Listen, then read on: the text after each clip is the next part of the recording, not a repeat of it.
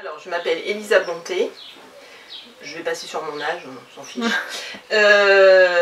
J'ai eu un métier avant de faire celui que je fais aujourd'hui. Et aujourd'hui, je suis sellière nageur. Donc, je travaille le cuir.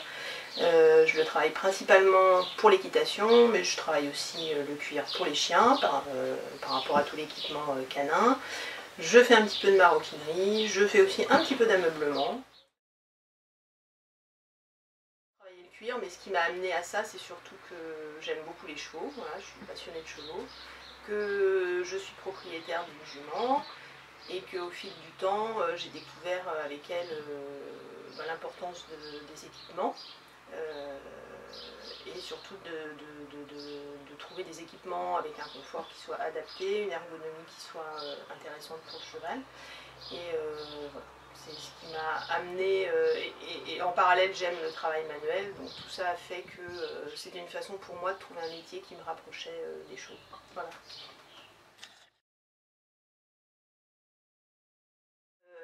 En fait, quand j'ai commencé cette activité, c'est vrai que une des premières questions que je me suis posée, j'étais pas artiste, je sais pas dessiner, je sais pas... voilà. Par contre, j'ai toujours travaillé manuellement, j'ai fait pas mal de couture. Et c'est vrai donc que mon premier souci quand j'ai commencé dans ce métier, c'était de me dire, mais est-ce que je vais avoir un style? Est-ce que je vais avoir... comment je vais m'inspirer pour faire les choses? Donc au début, c'est un peu compliqué, parce qu'en fait, on copie entre guillemets un petit peu les autres, ce que font les autres. Et puis là, je me rends compte qu'avec le temps, voilà, il y a des choses qui me caractérisent. En fait, j'ai essayé de me concentrer sur qu'est-ce que j'aime moi en général. En fait, j'aime les choses épurées, simples. Et une des choses qui m'inspire le plus, c'est... alors même si ça ne se retranscrit pas de façon évidente dans toutes mes créations, mais c'est l'idée de simplicité, de sobriété et de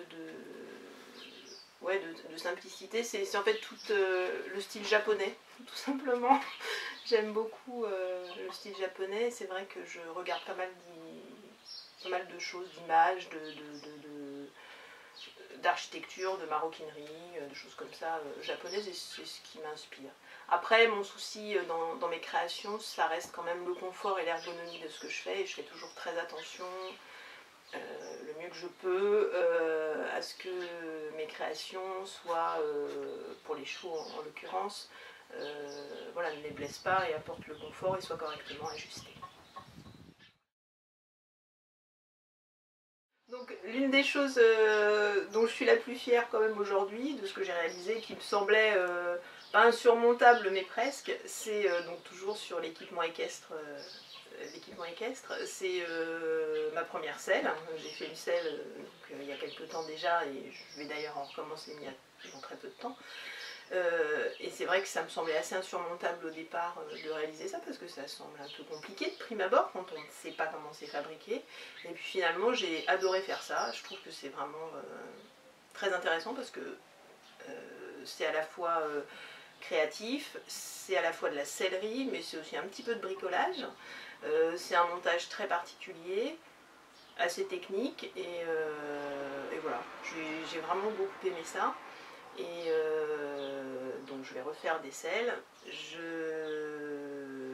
suis aussi une formation, toujours dans le souci de l'ergonomie et du bien-être du cheval. Je suis une formation justement par rapport à ça, pour savoir ajuster au mieux les selles sur le dos du cheval, connaître les différents arçons qui peuvent exister pour justement s'approcher le plus de la morphologie du cheval et s'adapter au mieux.